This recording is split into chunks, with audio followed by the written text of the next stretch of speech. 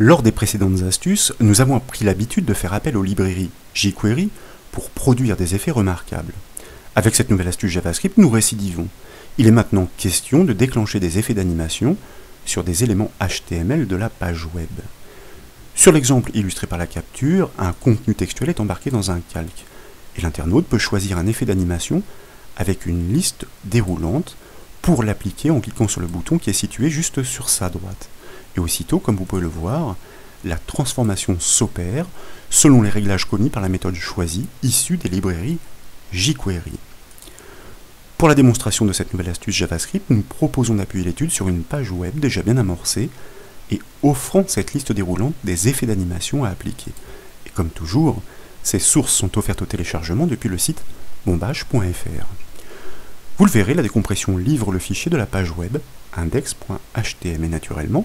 Ces ressources l'accompagnent dans les sous-dossiers CSS pour les feuilles de style ou encore JS pour les librairies jQuery. Pour débuter, je vous invite à double-cliquer sur ce fichier index.html pour l'ouvrir dans le navigateur web par défaut. Le descriptif est bien présent dans son calque et une liste déroulante permet effectivement de choisir l'un des effets à appliquer. C'est la raison pour laquelle je vous propose de désigner l'un d'entre eux et puis de cliquer sur le bouton tester l'effet pour l'appliquer. Mais bien entendu, et comme vous pouvez le constater, rien ne se produit encore. Nous devons établir la liaison entre ces effets et ce calque. C'est la raison pour laquelle, à la racine du dossier de décompression, cette fois je vous invite à cliquer droit sur ce fichier index.html pour choisir dans le menu contextuel et par exemple de l'ouvrir avec un éditeur comme le Notepad++. Nous accédons ainsi à la structure HTML de la page web. Les feuilles de style et les librairies jQuery sont référencées dans la section Aide, donc en en-tête de code, sous dossier CSS, sous dossier JS. Et le calque à animer, ainsi que la liste déroulante des effets à appliquer sont imbriqués dans un calque d'identifiant au centre, plus bas dans le code HTML. Et ces éléments HTML sont régis par des styles attributs classes on ne peut plus classiques. Ils sont hébergés par la feuille de style, les styles CSS, stockés dans le sous-dossier CSS comme nous avons pu le voir. Quelques remarques sont néanmoins importantes. L'identifiant de la liste déroulante est effet choisi. C'est par ce nom d'objet que le code JavaScript doit récupérer l'effet sélectionné afin de le transmettre au jQuery pour déterminer la transformation à appliquer sur le calque cible. Et ces effets sont stockés respectivement dans l'attribut value pour chacune des branches de cette liste déroulante. Et l'identifiant de ce calque cible, donc pour appliquer cet effet, est tout simplement effet. Ces noms d'effets doivent être appliqués au clic sur le bouton, nous l'avons vu, donc balise button qui est situé juste au-dessus. Et comme vous pouvez le voir, ce bouton appelle une fonction qui se nomme jouer effet au clic, on click. Et cette fonction existe déjà dans la section de script en bas de la page HTML. Mais naturellement, elle est vide pour l'instant. La première chose à faire est de récupérer le nom de l'effet choisi par le code JavaScript. Ainsi, nous pourrons le transmettre au jQuery pour l'appliquer au calque du texte en tant que paramètre d'une méthode. Et comme vous le savez, c'est la méthode getElementById de l'objet JavaScript document qui permet de pointer sur un élément HTML reconnu par son identifiant. Donc, dans les bornes de la fonction, je vous propose de déclarer une variable que nous nommons arbitrairement mais explicitement l'effet avec un E majuscule, puisqu'il n'y a pas d'apostrophe dans les noms d'objets, cela va de soi. Et comme nous l'avons annoncé, nous exploitons notre objet document pour pouvoir appeler sa méthode getElementById, attention à la cache chameau, le E majuscule pour element, le B majuscule et, je fais bien de me relire, le I majuscule et non un Y majuscule, ID pour identifiant. À cette méthode, donc, pour pouvoir récupérer un élément HTML, faut-il encore le mentionner par son identifiant, effet choisi, celui de la liste déroulante, mais ce n'est pas l'objet lui-même que nous souhaitons récupérer, mais sa valeur à l'instant T, c'est-à-dire au clic de l'utilisateur sur le bouton. Pour cela, nous pouvons exploiter sa propriété value pour récupérer la valeur qu'elle porte, c'est-à-dire l'animation choisie. Avant d'être appliquées, sachez-le, certaines animations ont besoin de précision. Il s'agit de paramètres à régler pour réaliser les transformations demandées. Seules deux animations sont concernées, elles se nomment Scale et Size. En d'autres termes, en l'absence de ces deux effets, nous allégerions considérablement le code JavaScript pour livrer une fonction triviale appliquant des effets saisissants. Cependant, eh bien, je vous propose de régler ces paramètres, ces options, pour ces deux animations. Sachez que eh bien, les documentations sont nombreuses et riches sur le web en ce qui concerne les librairies jQuery et ses méthodes. Nous déclarons tout d'abord un tableau de paramètres que nous initialisons sur du vide, puisque en l'occurrence, hormis ces deux animations, eh bien, aucune des autres ne requiert de paramètres spécifiques. Et donc, nous devons tester s'il s'agit de l'une ou de l'autre en fonction de la valeur portée par notre variable l'effet, c'est-à-dire du nom de l'animation. Est-ce qu'il s'agit de l'animation scale? Donc là, j'ai un petit peu ripé sur les touches, si bien que plusieurs lettres se sont inscrites. Si oui, eh bien, nous allons commencer par prévoir la branche du si, et sinon si, puisqu'il n'y a que deux possibilités, comme nous l'avons annoncé, l'effet, ou plutôt le nom de l'animation, est égal à la valeur size, c'est-à-dire le nom de l'animation size. Eh bien, nous prévoyons là aussi les options dans cette seconde branche qu'il est question de paramétrer. Dans tous les autres cas, eh bien, puisqu'il n'y aura ni le if ni le else if, notre tableau des paramètres restera vierge, et tout simplement parce que ces autres effets n'ont besoin d'aucune information. Dans ces conditions, eh bien, nous réglons notre tableau des paramètres reconnu par son nom option, donc entre accolades, et nous prenons soin tout d'abord de ponctuer notre syntaxe, et là, sachez-le, eh bien, pour l'animation scale, c'est-à-dire l'échelle, il s'agit de définir une valeur en pourcentage, %, avec l'attribut %, à 50, pour réduire notre calque de texte à 50% de sa taille d'origine. Et dans le cas de l'animation size, donc nous allons influer sur les dimensions du calque d'une autre façon, indépendamment, si vous voulez, sur la largeur et la hauteur. Et d'ailleurs, ces paramètres rappellent un petit peu le mode de fonctionnement des keyframes que nous avons abordé ensemble à l'occasion des styles CSS, en fonction d'étapes donc à respecter ici, en l'occurrence grâce au mot-clé tout pour l'étape finale. Et bien dans l'étape finale, la largeur, nous souhaitons la réduire par exemple à 370 pour 370 pixels, virgule, pour l'énumération de nos dimensions à régler.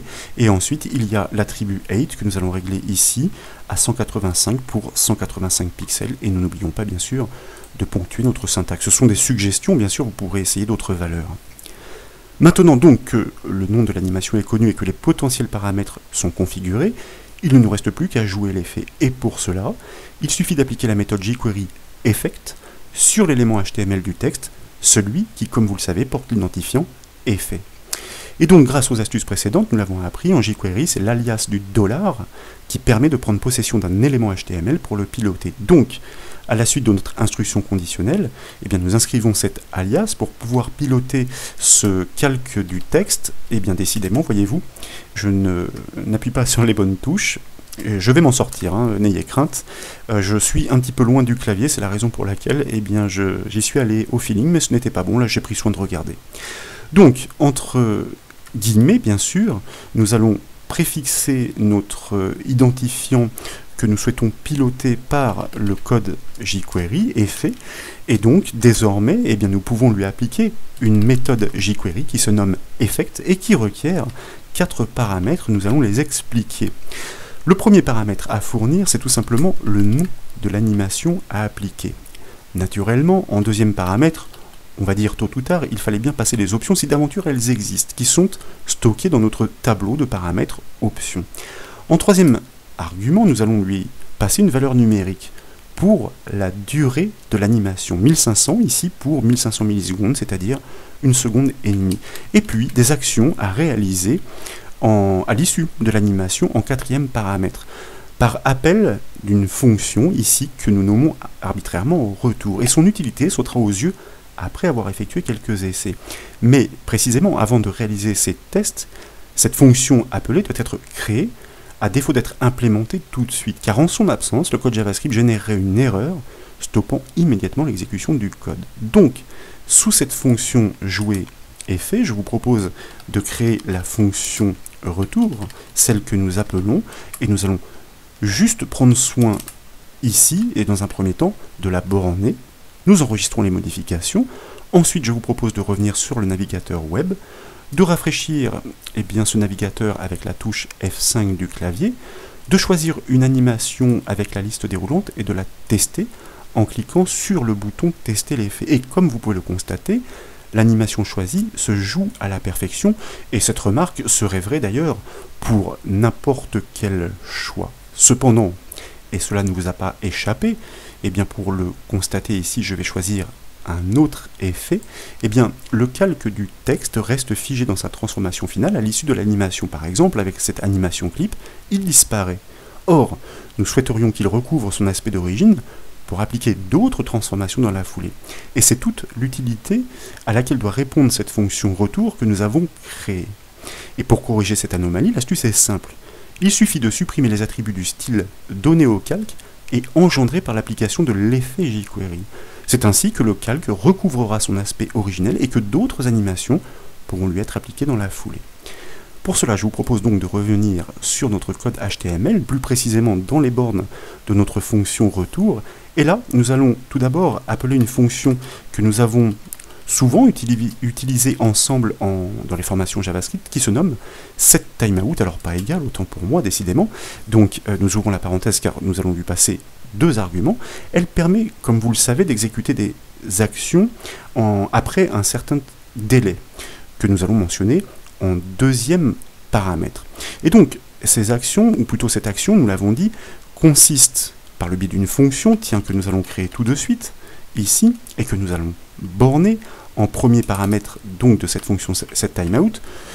Cette action consiste à enlever les attributs de style appliqués par la méthode jQuery au calque d'identifiant effet dont nous devons prendre possession par le code jQuery grâce à l'alias, donc, entre parenthèses, entre guillemets, préfixé d'un sharp, donc, notre calque d'identifiant effet, nous fermons les guillemets, nous fermons la parenthèse, pour lui appliquer une méthode jQuery qui se nomme, et ça ne s'invente pas, removeAttr, pour tout simplement supprimer un certain attribut, en l'occurrence ici, les attributs qui sont reliés à cet attribut style, donc que nous passons entre guillemets, et en paramètre de cette méthode jQuery, et nous bornons bien notre action de notre fonction, donc comme ceci. Ensuite, donc à l'issue de notre fonction, virgule, nous passons dans le deuxième paramètre de notre fonction setTimeout pour indiquer quel est le délai à respecter avant de produire cette action qui va supprimer ces effets jQuery pour retrouver l'aspect original du calque, ce que nous allons pouvoir constater. N'oublions pas de borner notre syntaxe, donc de ponctuer notre syntaxe, avec un point et virgule. Nous pouvons donc enregistrer les modifications, revenir sur notre navigateur web, rafraîchir la page avec la touche F5 du clavier.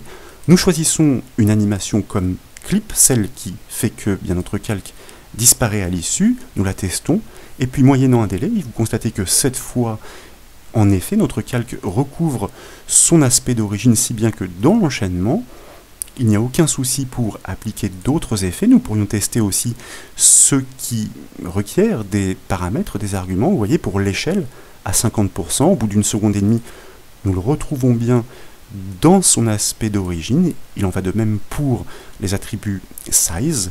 Donc là, nous avions influé sur la largeur et la hauteur, pulsate, etc., etc., etc., grâce donc, une fois encore, à ces librairies jQuery et les méthodes que nous pouvons donc récupérer pour les appliquer sur des éléments HTML.